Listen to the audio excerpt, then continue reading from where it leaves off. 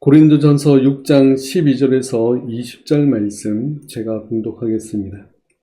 모든 것이 내게 가하나 다 유익한 것이 아니요 모든 것이 내게 가하나 내가 무엇에든지 얽매이지 아니하니라. 음식은 배를 위하여 있고 배는 음식을 위하여 있나니 하나님은 이것저것을 다 폐하시리라. 몸은 음란을 위하여 있지 않고 오직 주를 위하여 있으며 주는 몸을 위하여 계시느니라. 하나님이 주를 다시 살리셨고 또한 그의 권능으로 우리를 다시 살리시리라.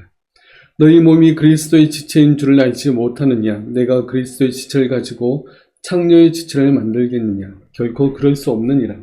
창녀와 합하는 자는 그와 한 몸인 줄을 알지 못하느냐?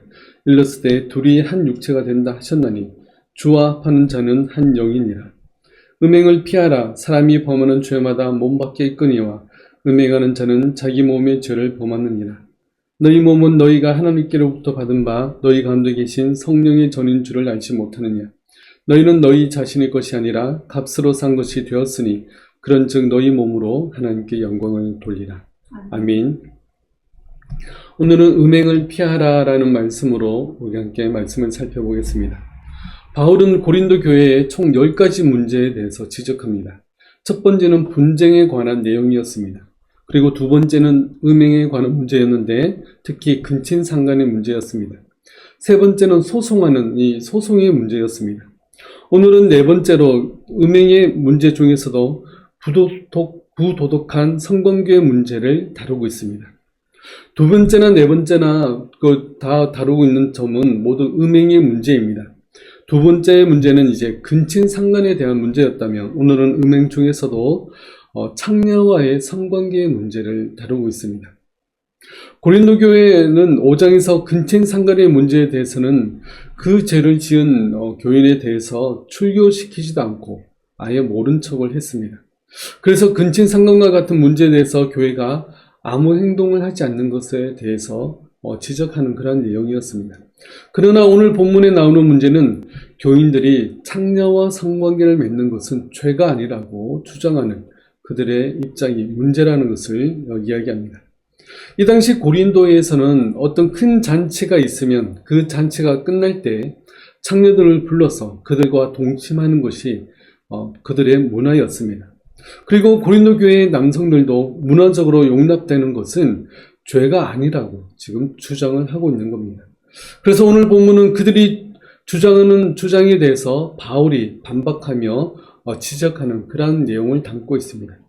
그들이 주장하는 그 주장이 총 4번이 등장하는데 그들이 주장은 영어 성경에서는 이 인용 보호로 되어 있어서 그게 무엇인지 알기 쉽지만 우리 한글 성경에는 인용 보호가 전혀 없습니다. 그래서 성경을 읽을 때 조금 헷갈리는 부분이 있을 것입니다. 먼저 오늘 본문 12절 말씀을 보겠습니다. 모든 것이 내게 가하나 다 유익한 것이 아니요 모든 것이 내게 가하나 내가 무엇에든지 얽매이지 아니하리라. 여기서 그들이 주장하는 두 가지의 주장이 나옵니다. 두 가지지만 같은 주장입니다. 모든 것이 내게 가하나라는 말입니다. 이 말은 모든 것이 나에게 허용되어 있다라고 주장하는 내용입니다. 그들은 예수님을 믿는다고 하면서 또한 그리스도인이라고 하면서 많은 것을 할 수 있는 자유가 있다고 말합니다. 예수님 믿는다고 무조건 이것도 하지 말아야 되고 저것도 하지 말아야 되고 하는 그러한 것이 아닙니다. 물론 예수님 믿는 사람이라 할지라도 많은 것을 할 수 있는 자유가 있습니다. 하지만 그들의 자유에는 죄 짓는 자유까지는 포함되어 있지 않습니다. 오늘날의 그리스도인들도 마찬가지입니다. 이것저것을 할 자유가 분명히 있습니다. 그러나 분명한 것은 죄 짓는 자유는 거기에 포함되어 있지 않습니다. 오늘 본문처럼 사회적으로 용인되고 있는 죄의 문제에 대해서 그리스도인들은 어떻게 접근하고 판단해야 될지를 우리는 잘 생각해야 됩니다. 성경에서는 죄라고 하는데 사회에서는 죄가 아니라고 한다면 우리가 무엇을 따라가야 되겠습니까? 당연히 그리스도인들은 성경을 따라가야 됩니다. 그런데 실제로 사회적 판단을 따라가는 그러한 그리스도인들이 적지 않아 있습니다. 우리는 세상과 구별된 자들입니다. 세상과 구별된 것은 우리가 성경의 판단대로 생각하고 따라가기 때문에 구별되었다고 이야기합니다. 그렇지 않고 세상 사람들과 똑같이 살아간다면 절대 구별된 삶을 살 수 없습니다. 그러므로 성경이 무엇을 말하는지 우리가 잘 살펴보고 성경의 뜻을 따라가시기 바랍니다. 세상 사람들이 다 쫓아간다 하더라도 나는 쫓아가면 안 되는 겁니다.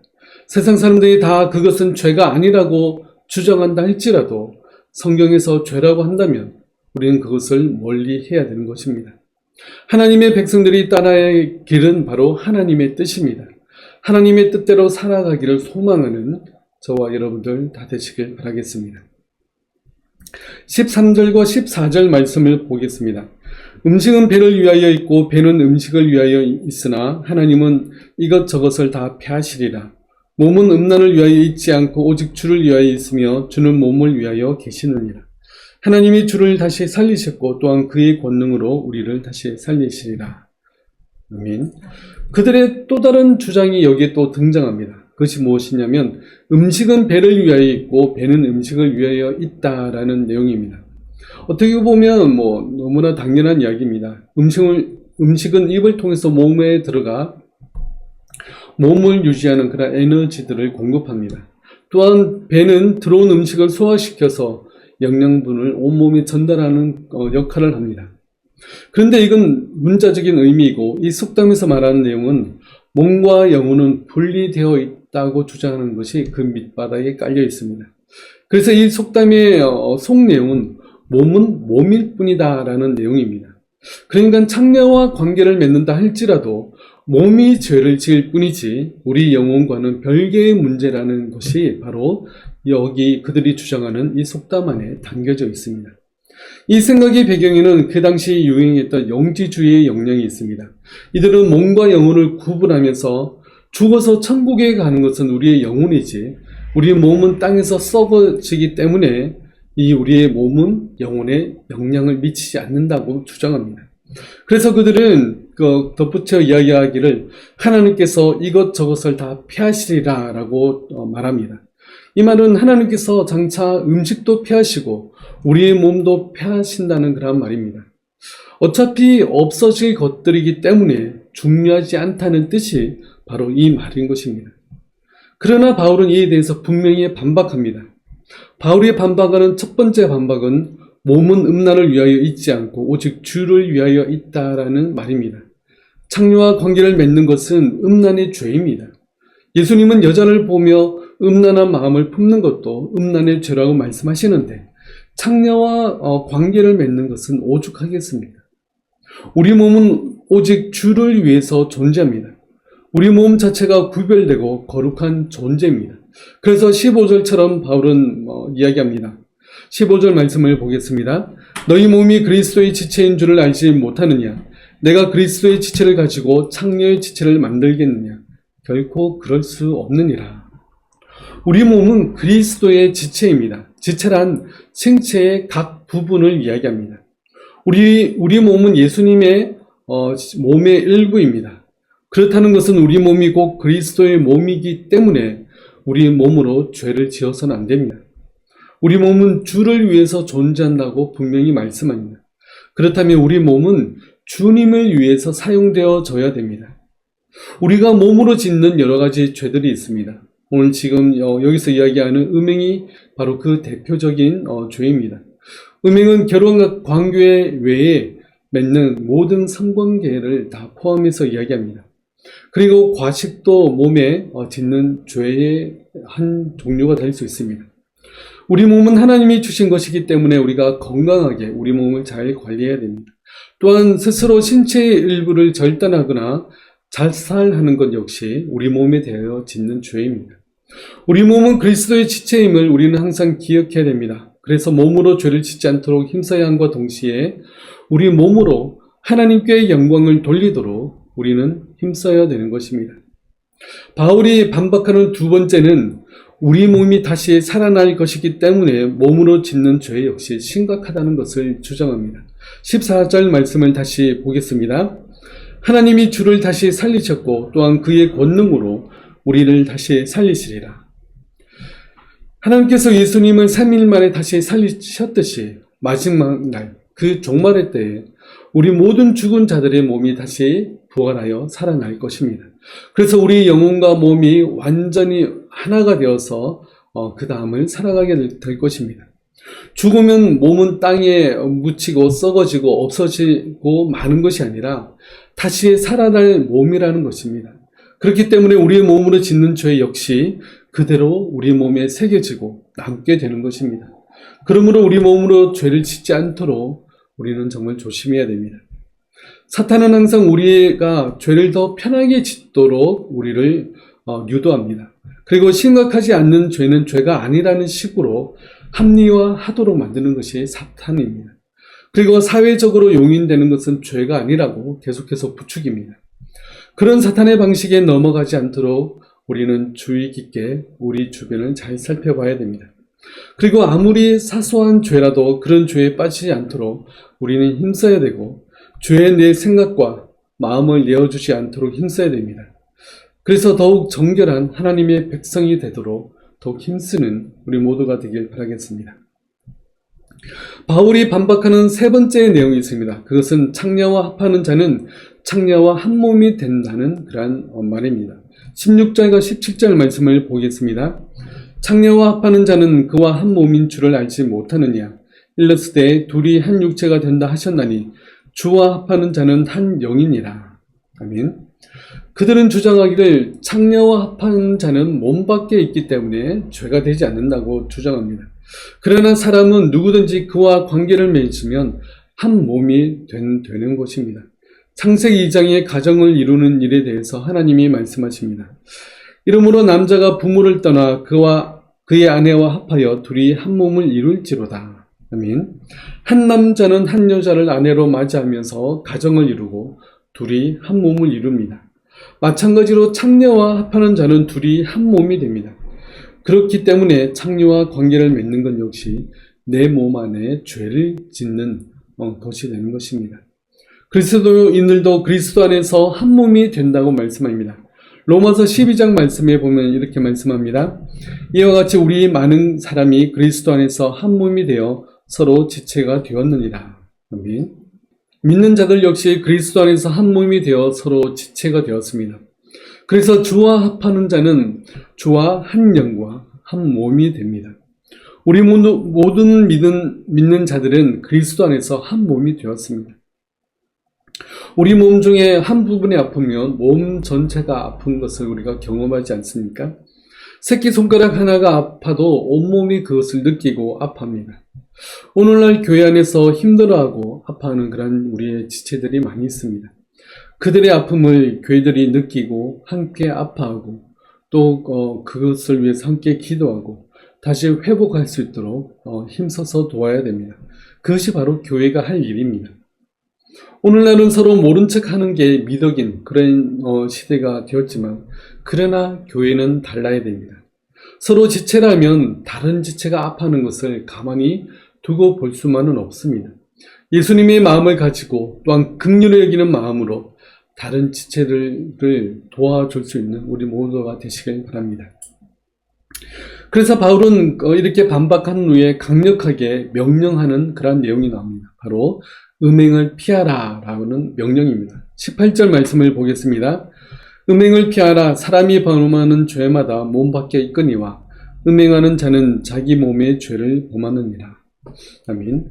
음행을 피하라. 여기서 피하라는 단어는 2인칭 현재 동사 명령형입니다. 너는 피하는 게 계속해서 현재형이 되도록 하라. 그런 명령입니다. 그러니까 한번 피했다고 끝나는 것이 아니라 끊임없이 계속해서 피하라는 그런 명령인 것입니다.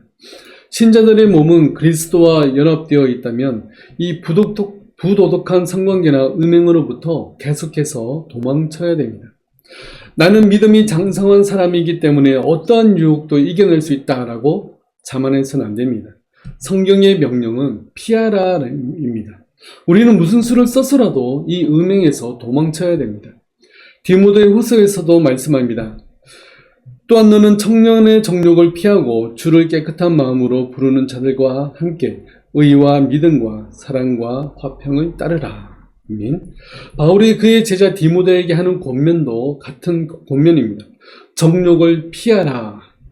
음행과 정욕에 대한 최선의 방법은 피하는 길입니다. 우리 역시 음행과 정욕에 대해서는 우리가 피해야 됩니다.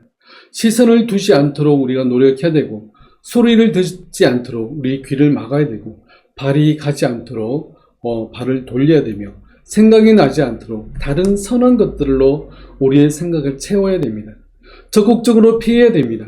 그렇지 않으면 우리는 언제 어떻게 넘어지고 빠져들지 모릅니다. 그러므로 언제 어디서든지 이 음행을 피하시기 바랍니다.